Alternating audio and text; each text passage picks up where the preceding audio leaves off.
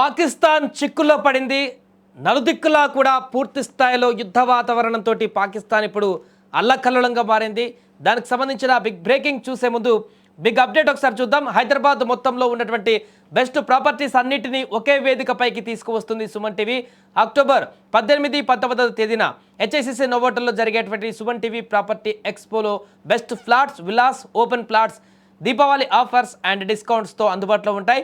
మీరు విజిట్ చేసి ప్రతి గంటకి ఒక గోల్డ్ కాయిన్ని గెలుచుకునేటువంటి ఛాన్స్ కూడా ఉంది. ఫ్యామిలీతో రండి, మీ డ్రీమ్ ప్రాపర్టీని సొంతం చేసుకోండి. రైట్, ఇక మన బ్రేకింగ్ న్యూస్లోకి వెళ్తే పాపం పాకిస్తాన్ పరిస్థితి ఇప్పుడు ముందు గొయ్యి వెనక నొయ్యి అన్నట్టుగా తయారైంది. ఉగ్రవాదాన్ని పెంచి పోషిస్తున్నటువంటి దాయాది దేశం పాకిస్తాన్ ఇప్పుడు గడ్డు పరిస్థితులను ఎదుర్కొంటుంది.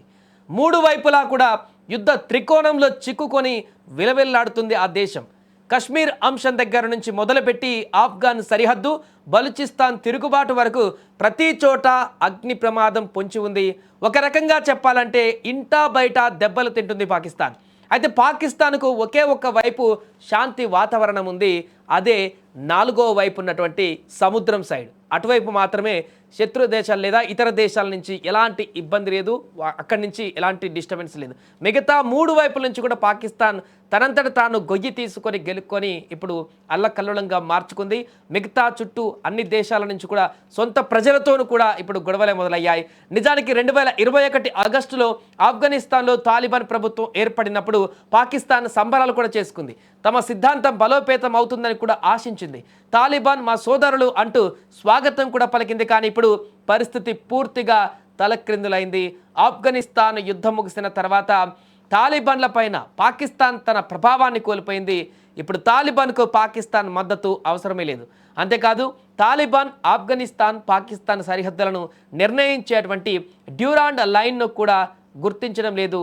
సో నైరుతిలో పాకిస్తాన్కు మరొక పెద్ద సవాలు బలూచ్ తిరుగుబాటు. బలూచిస్తాన్లోని విలువైనటువంటి ఖనిజ సంపదను దోచుకోవడం పైన బలూచ్ లిబరేషన్ ఆర్మీ BLA వంటి తిరుగుబాటు సంస్థలు తీవ్ర ఆగ్రహాన్ని వ్యక్తం చేస్తున్నాయి. పాకిస్తాన్ ప్రభుత్వం బలూచిస్తాన్లోని అరుదైన ఖనిజాలను అమెరికాకు విక్రయించడానికి ఒప్పందం కుదుర్చుకోవడం ఈ యొక్క ఆగ్రహానికి మరింత బలాన్ని చేకూర్చింది. అలాగే బలూచ్ తిరుగుబాటుదారులు పాకిస్తాన్ సైన్యం పైన నిరంతరం దాడులు చేస్తూనే ఉన్నారు. ఇది పాకిస్తాన్కు కంటి మీద కొనుకు లేకుండా చేస్తుంది.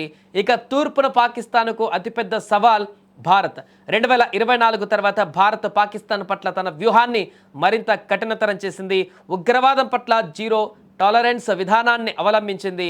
మే నెలలో ఆపరేషన్ సింధూర్ ద్వారా ఉగ్రవాద దాడులకు ధీటైన జవాబునిచ్చి పాకిస్తాన్కి కంటి మీద కొనుకు లేకుండా చేసింది. భారత్ జైషే ఏ మొహమ్మద్, లష్కర్-ఇ తోయిబాకు చెందిన 9 ఉగ్ర స్థావరాలపైన క్షిపణి దాడులు చేసింది.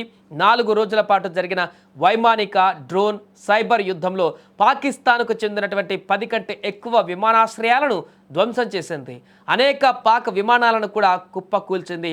దీంతో పాటు భారత్ సిమ్లా ఒప్పందాన్ని ఏకపక్షంగా రద్దు చేసి పాకిస్తాన్కి గట్టి వార్నింగ్ ఇచ్చింది. సింధు నది జలాల ఒప్పందాన్ని కూడా తాత్కాలికంగా పక్కన పెట్టేసింది. ఉగ్రవాద చర్యలను ఇకపై యాక్ట్ ఆఫ్ వార్గా పరిగణిస్తామని కూడా అదేవిధంగా భారత్ స్పందిస్తుందని కూడా స్పష్టం చేసింది. ఈసారి పాకిస్తాన్ తప్పు చేస్తే చరిత్ర, భౌగోళిక శాస్త్రంలో అది ఉండాలా వద్దా అని ఆలోచించుకోవాల్సి వస్తుందని కూడా భారత్ గట్టిగా హెచ్చరించింది.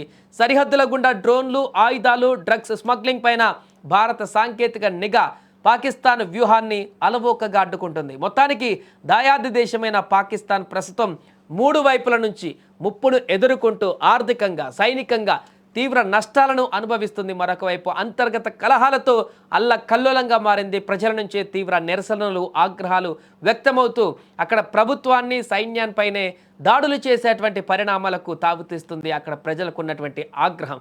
ఏదేమైనా కూడా పూర్తిగా అష్టదిగ్బంధనంలోకి కూరుకుపోయినటువంటి పాకిస్తాన్ నేడో రేపో అన్నట్టుగా అక్కడ పరిపాలన కొనసాగిస్తుంది.